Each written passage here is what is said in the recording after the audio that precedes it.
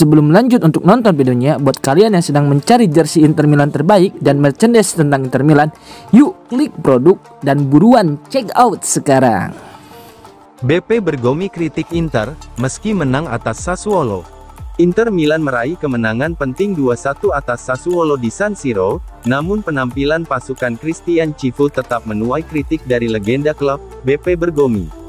Berbicara kepada Sky Sport Italia, Bergomi menyoroti kebiasaan Inter menurunkan intensitas di akhir pertandingan. Saya melihat Inter yang biasa, tim menguasai bola dengan baik. Namun pada tahap akhir, setelah gol 2-1, kesulitan mereka kembali terlihat. Kiper Sassuolo tampil hebat dan Inter pantas menang, tapi ada momen di mana mereka kesulitan. Saya masih berpikir Inter butuh sosok pemain yang bisa masuk dan benar-benar menakut-nakuti lawan, ujar Bergomi. Kemenangan ini memberi sedikit ketenangan bagi Cifu, yang sebelumnya berada dalam tekanan usai dua kekalahan beruntun di Serie A melawan Udinese dan Juventus, meski sempat mencatat kemenangan 2-0 atas Ajax di Liga Champions.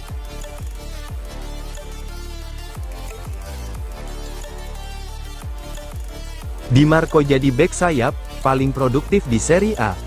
Federico Di Marco kembali mencatatkan namanya dalam buku sejarah Inter Milan. Sang bek sayap kiri menjadi salah satu penentu kemenangan Nerazzurri saat menghadapi Sassuolo, dengan torehan gol yang semakin menegaskan statusnya sebagai salah satu pemain kunci di bawah arahan Christian Cifu. Sejak kembali ke Inter Milan pada musim 2021, Di Marco mencatatkan statistik luar biasa. Seperti yang dilansir FC Internews, Di Marco telah berkontribusi sebanyak 16 gol dan 19 assist. Catatan tersebut membuatnya unggul di antara semua wingback di Liga Italia, dalam kurun waktu 5 musim terakhir. Kontribusinya tak hanya terlihat dari angka, tetapi juga dari momen penting yang kerap ia ciptakan di laga-laga krusial. Tendangan jarak jauh, umpan silang akurat, hingga keberanian maju ke lini serang menjadikan Di Marco sebagai senjata tambahan Inter Milan. Dengan torehan rekor ini, Di Marco menegaskan dirinya sebagai salah satu bek kiri paling produktif di Eropa.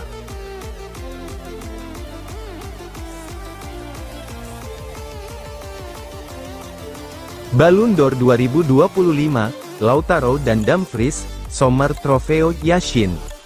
Senin, tanggal 22 September Theatre du Châtelet di Paris menjadi tuan rumah malam penghargaan Ballon d'Or 2025, ajang prestisius yang digelar France Football sejak 1956 untuk memilih pemain terbaik dunia.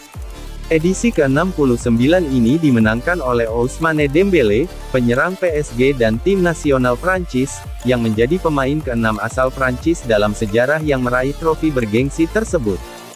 3 pemain Inter Milan ikut jadi sorotan pada malam penghargaan ini. Lautaro Martinez dan Denzel Dumfries masuk dalam daftar 30 kandidat utama, sementara kiper Yann Sommer termasuk dalam 10 besar nominasi Trofeo Yashin, penghargaan untuk penjaga gawang terbaik. Hasil akhir menempatkan Lautaro di posisi ke-20, Dumfries di posisi ke-25, dan Sommer finish di urutan ketiga Trofeo Yashin. Kapten Inter ini mencatatkan nominasi keempatnya untuk Ballon d'Or, bukti nyata dari peran vitalnya sepanjang musim. Gol-gol penentu di Serie A dan Eropa, torehan yang menjadikannya pencetak gol asing terbanyak dalam sejarah Inter, serta keberhasilan melampaui Sandro Mazzola sebagai top skor klub di kompetisi Eropa 21 gol, menegaskan status Lautaro sebagai sosok sentral Nerazzurri di 2025.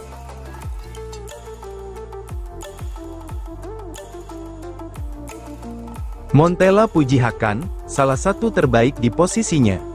Legenda AS Roma sekaligus mantan pelatih AC Milan, Vincenzo Montella, yang kini menukangi tim nasional Turki, memberikan pujian tinggi kepada gelandang Inter Milan, Hakan Calhanoglu.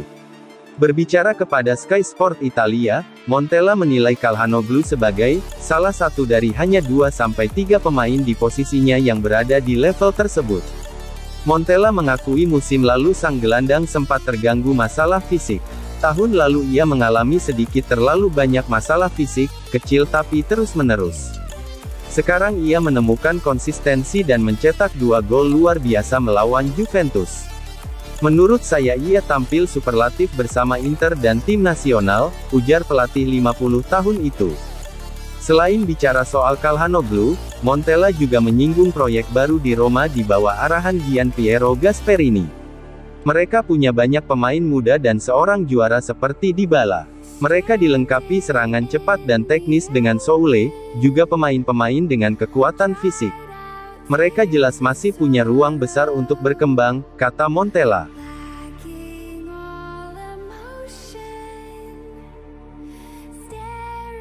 Pavard tampil impresif, Marseille beri PSG kekalahan perdana musim ini. Benjamin Pavard melanjutkan awal gemilangnya bersama Olympique Marseille. Bek timnas Prancis yang didatangkan dengan status pinjaman dari Inter Milan ini langsung menorehkan sejarah pribadi. Setelah mencetak gol dalam debutnya saat Marseille menang telak 4-0 atas Lorient, kini Pavard merasakan kemenangan di laga syarat gengsi Le Classique melawan Paris Saint-Germain, di pekan kelima Liga Prancis. Bermain di Stade Velodrome yang penuh sesak pada dini hari tadi, tim asuhan Roberto De Zerbi hanya butuh 5 menit untuk memecah kebuntuan. Sundulan tajam Nayef Aguerd sukses membobol gawang PSG sekaligus menjadi satu-satunya gol dalam pertandingan penuh tensi tinggi ini. Hasil tersebut sekaligus menandai kekalahan pertama PSG di musim ini. Marseille pun merayakan malam bersejarah di hadapan publik sendiri dengan menumbangkan rival abadi mereka.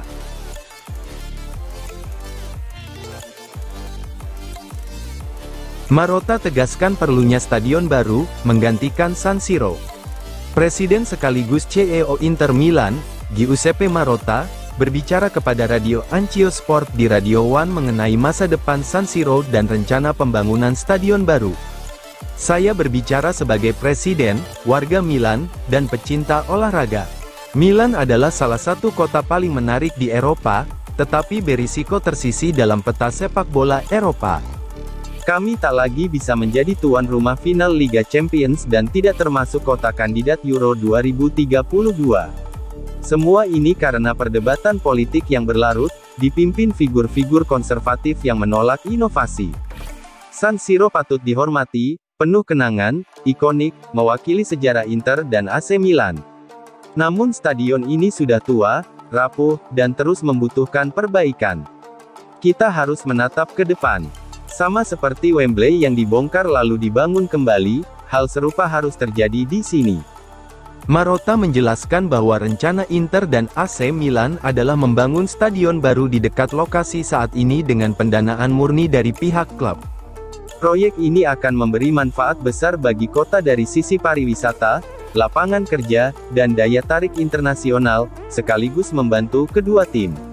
Saat ini, kami tak bisa bersaing dengan klub-klub besar Eropa. Inter dan AC Milan paling banyak menghasilkan sekitar 80 juta euro per musim dari San Siro, sementara klub lain mencapai 300 juta euro. Kesenjangan itu terlalu besar dan merugikan daya saing kami.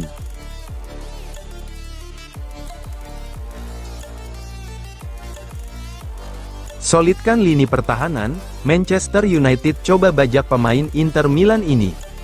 Klub Liga Inggris, Manchester United, dikabarkan mulai menyusun rencana transfer untuk Januari tahun 2026 mendatang. Setan Merah disebut sedang menaruh minat pada Federico Di Marco dari Inter Milan. Pada bursa transfer musim panas kemarin, Manchester United melakukan investasi besar-besaran. Mereka menghabiskan dana lebih dari 200 juta euro untuk mendatangkan pemain-pemain baru. Meski demikian, Setan Merah tampaknya belum akan berhenti berbelanja pemain. Ruben Amorim menilai performa timnya masih belum maksimal, sehingga mereka membutuhkan tambahan kekuatan. Berdasarkan laporan dari Il Napolista, Manchester United kini mengalihkan perhatian mereka ke Inter Milan. Mereka tertarik untuk membawa pulang Federico Di Marco dari klub Serie A tersebut.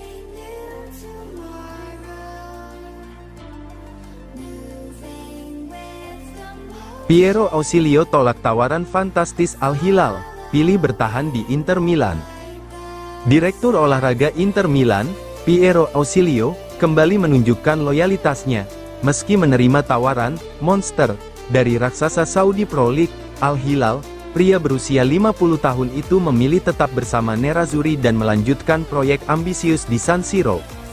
Menurut laporan Tuttosport via FC Internews, Al Hilal berupaya keras mendatangkan Ausilio setelah sukses membajak Simone Inzaghi pada Juni lalu. Klub asal Riyadh itu dikabarkan menyiapkan kontrak bernilai fantastis, yang jauh melampaui gajinya di Italia, namun berbeda dengan Inzaghi, yang lebih memilih tantangan baru di Arab Saudi ketimbang melanjutkan kompetisi elit Eropa. Ausilio menolak mentah-mentah proposal tersebut. Ausilio menegaskan komitmennya pada Inter Milan, klub yang sudah ia layani selama lebih dari 2 dekade.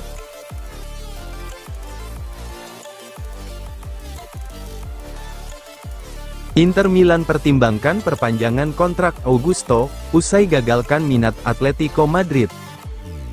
Inter Milan dikabarkan tengah menyiapkan langkah strategis untuk memperpanjang kontrak Carlos Augusto, setelah berhasil menggagalkan upaya Atletico Madrid yang ingin memboyongnya pada bursa transfer musim panas lalu. Menurut laporan jurnalis Matteo Moretto via FC Inter 1908, manajemen Nerazzurri menilai kontribusi Augusto semakin penting bagi proyek jangka panjang klub, sehingga rencana perpanjangan kontrak kini masuk dalam agenda prioritas. Didatangkan dari Monza pada musim panas 2023, Augusto perlahan namun pasti berhasil menembus persaingan ketat di lini belakang Inter Milan. Fleksibilitasnya membuat sang pemain mampu dimainkan di beberapa posisi, meski peran favoritnya tetap sebagai bek sayap kiri, tak hanya sekadar pengisi rotasi. Pemain berusia 26 tahun itu kini dianggap sebagai salah satu aset berharga Nerazzurri. Keunggulannya dalam menyerang sekaligus bertahan membuatnya sering jadi pilihan utama pelatih baru, Christian Cifu.